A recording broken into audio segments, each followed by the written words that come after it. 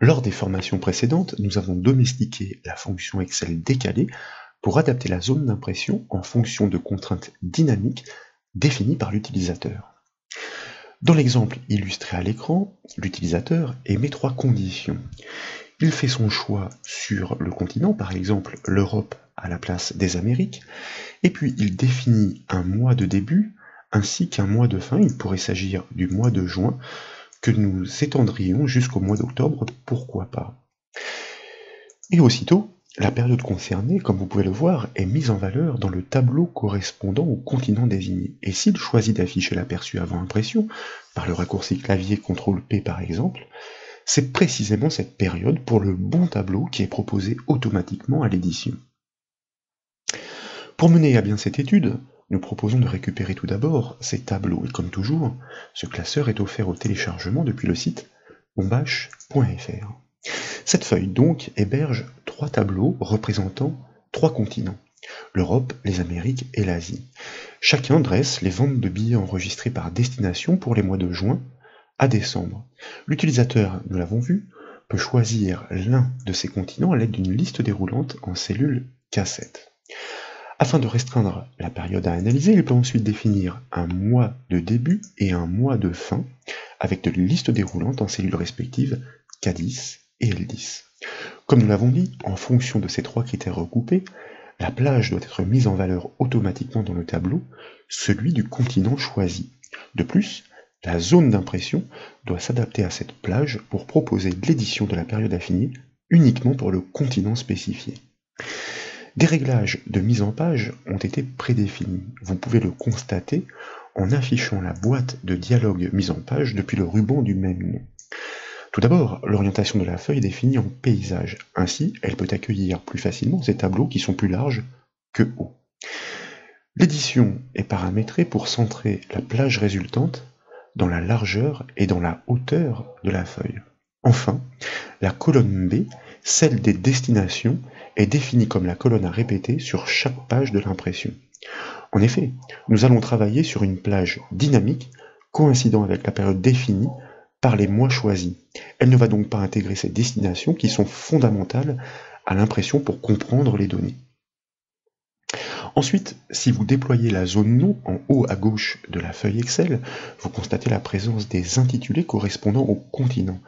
Chacune de ces plages nommées ne désigne en fait qu'une seule cellule, B5, B12 et B19. Chacune est le point de départ de son propre tableau. C'est grâce à ces noms que nous allons pouvoir établir la correspondance dynamique avec le choix de l'utilisateur émis depuis la première liste déroulante. Pour définir dynamiquement la zone d'impression en fonction des trois critères émis, nous devons exploiter la fonction Excel décalée. Ici, tous ces arguments sont nécessaires. Il s'agit de définir le point de départ en fonction du choix du continent, donc. Ensuite, nous devons exercer des décalages en ligne et en colonne pour débuter sur la bonne période. Puis, nous devons ajuster la hauteur ainsi que la largeur de la plage. La hauteur est fixe ici. Chaque tableau est constitué de 5 lignes. Mais si ce n'était pas le cas, nous exploiterions la fonction Excel nbval pour la calculer. La largeur, quant à elle, dépend de l'écart existant entre le mois de fin et le mois de début. Pour retravailler une zone d'impression, nous devons tout d'abord commencer par la définir, certes sur une plage statique premièrement. Je vous invite donc à sélectionner par exemple le premier tableau, soit la plage de cellules qui va de la cellule B6 à la cellule I10. Et puis, dans la section mise en page, du ruban mise en page, nous allons cliquer sur le bouton Zone Impr et dans la liste choisir la commande Définir. Nous venons de calibrer la zone d'impression sur une plage fixe, celle du premier tableau. Vous pouvez le constater en affichant l'aperçu avant impression. Le premier tableau y apparaît seul, parfaitement centré dans la largeur et dans la hauteur de la feuille.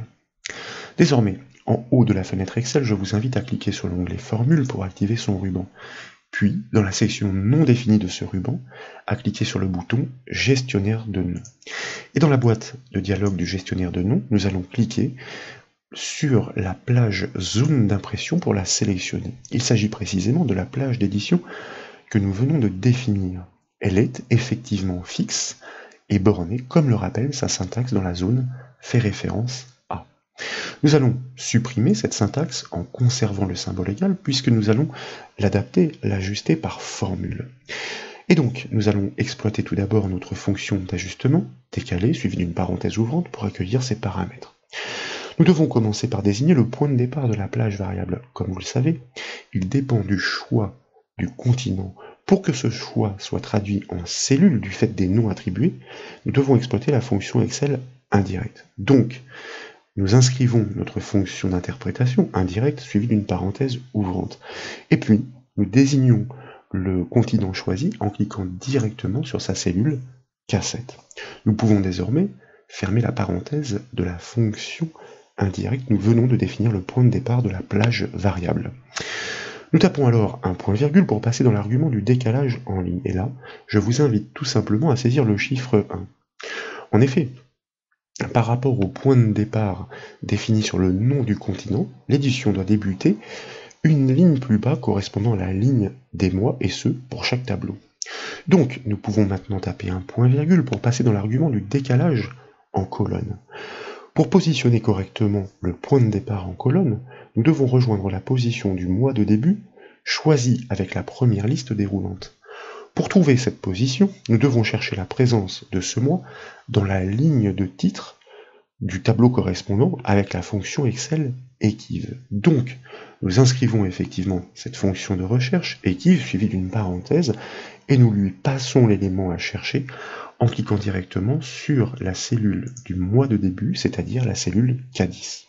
Dès lors, nous tapons un point virgule pour passer dans l'argument du tableau de recherche et nous allons désigner la première ligne de titre partant de la cellule C6 et s'étendant jusqu'à la cellule I6.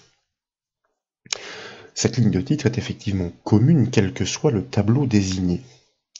Ensuite, nous tapons un point virgule suivi du chiffre 0, comme vous le savez, afin de réaliser une recherche exacte. Nous pouvons donc fermer la parenthèse de la fonction équive. Puis nous tapons de nouveau un point virgule, cette fois pour passer dans l'argument de la hauteur pour la fonction décalée. Comme nous le disions, nous allons saisir le chiffre 5, puisque les hauteurs de ces tableaux sont fixes ici, ils sont constitués de 5 lignes. Donc, nous pouvons taper un point virgule pour passer dans l'argument de la largeur variable. La largeur de cette plage dépend de la distance séparant le premier mois du deuxième. Il suffit de calculer la différence entre les deux en partant du mois de fin. Ces deux positions se trouvent, comme précédemment, par la fonction équive. Donc, je vais premièrement me permettre de prélever la précédente syntaxe afin de ne pas devoir la refaire, si possible avec la parenthèse fermante. Et puis dans cet argument de la largeur variable, nous allons coller cette expression de recherche par la fonction équive, sauf que nous devons commencer par rechercher la position du mois de fin. Il ne s'agit plus donc de la cellule K10, nous supprimons le K et nous le remplaçons par L10, c'est-à-dire la cellule du mois de fin. Nous tapons ensuite le symbole moins pour enclencher la soustraction, pour pouvoir réaliser l'écart avec la position décelée pour le mois de début. Nous collons de nouveau la précédente syntaxe. Cette fois-ci, elle est directement ajustée, puisque nous faisons bien la recherche de la position du mois de début. Et à ce résultat, nous allons ajouter une unité. Imaginons que les mois de janvier et mars soient définis. Ils correspondent aux positions respectives 1 et 3. La soustraction de 3 par 1 conduit au résultat de 2, alors que la plage représente 3 mois, janvier, février, mars.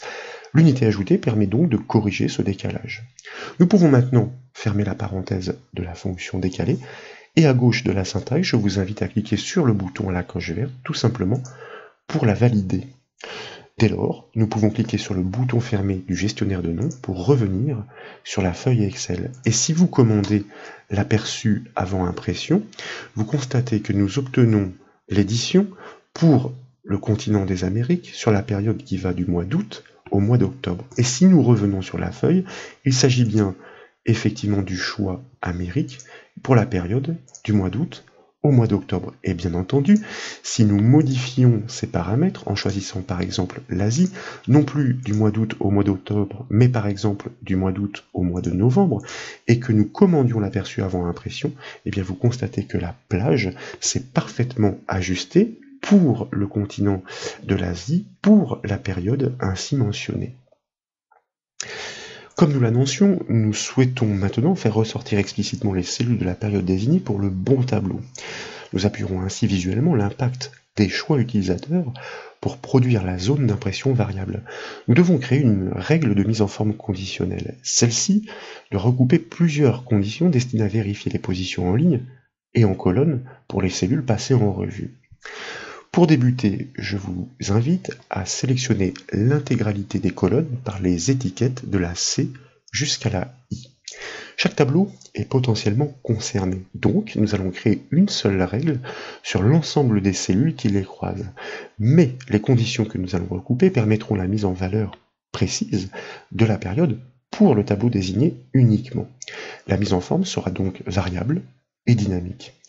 Ensuite, de retour dans le ruban accueil, dans la section style de ce dernier, je vous propose de cliquer sur le bouton mise en forme conditionnelle et puis, en bas de la liste des propositions, de choisir la commande nouvelle règle. Dans la boîte de dialogue qui suit, nous allons sélectionner le type utiliser une formule, puis nous allons cliquer dans la zone de saisie du dessous pour l'activer et taper le symbole égal pour initier la syntaxe de la règle.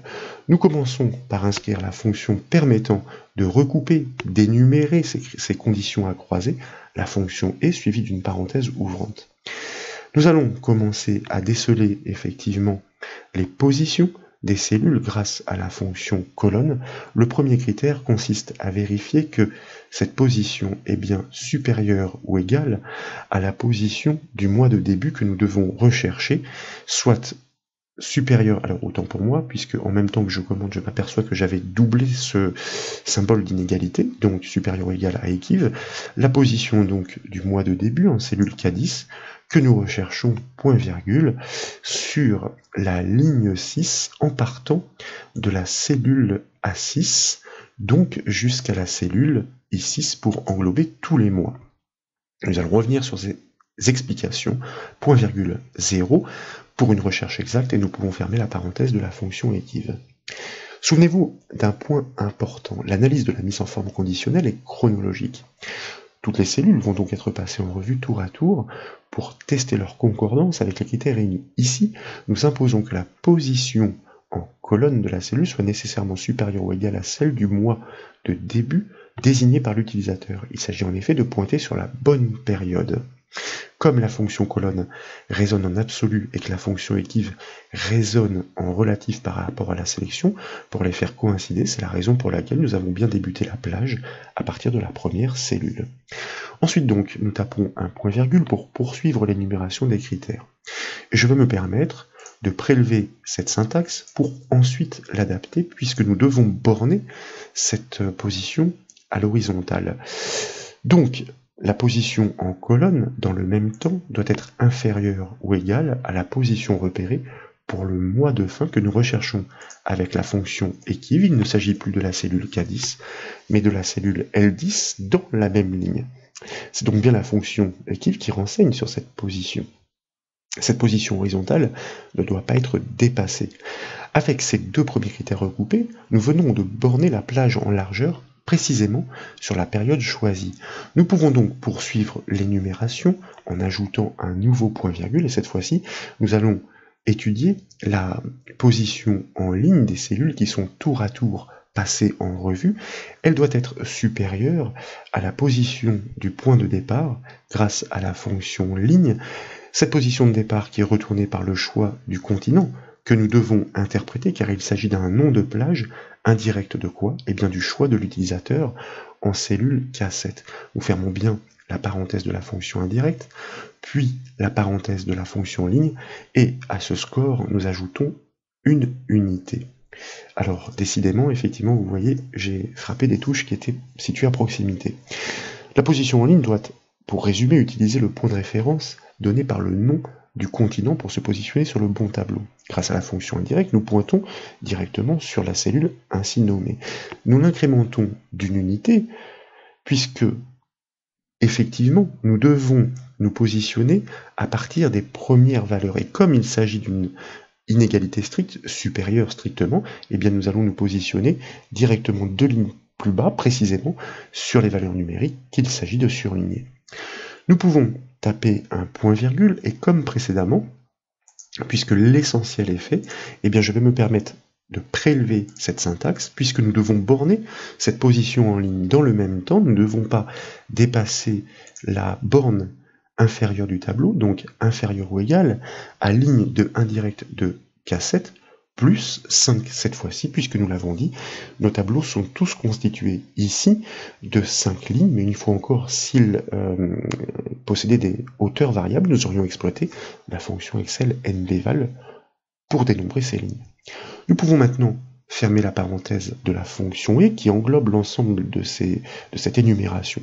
Puis, nous cliquons sur le bouton Format en bas de la boîte de dialogue, et dans celle qui suit, je vous propose d'activer l'onglet Remplissage, dans la palette de couleurs, de choisir un jaune pâle, puis d'activer l'onglet Police de cette même boîte de dialogue, et avec la liste déroulante, pour le texte, de choisir un jaune foncé. Attribut que nous validons avec le bouton OK, et de retour sur la boîte de dialogue, eh bien nous n'avons plus qu'à valider la création de la règle en cliquant de nouveau sur le bouton OK. Et comme vous le constatez, instantanément, c'est bien la plage bornée pour le bon tableau désigné qui est surlignée. Elle est parfaitement dynamique. Si nous modifions le continent, par exemple l'Europe, constatez qu'elle se déplace aussitôt, et donc nous allons ajuster cette fois la plage d'édition, pourquoi pas du mois de juin jusqu'au mois de septembre, pour constater que cette plage est donc parfaitement surlignée, et bien entendu, elle recoupe la zone d'édition pour preuve de juin à septembre pour le continent de l'Europe. Effectivement, donc, nous avons mis en place une solution tout à fait pertinente. J'espère donc que ces démonstrations vous ont plu. Si c'est le cas, comme toujours, je compte sur vous pour mettre un petit j'aime à la vidéo. Et comme vous le savez, vous pouvez retrouver toutes les autres formations sur le site bombache.fr. Je vous remercie.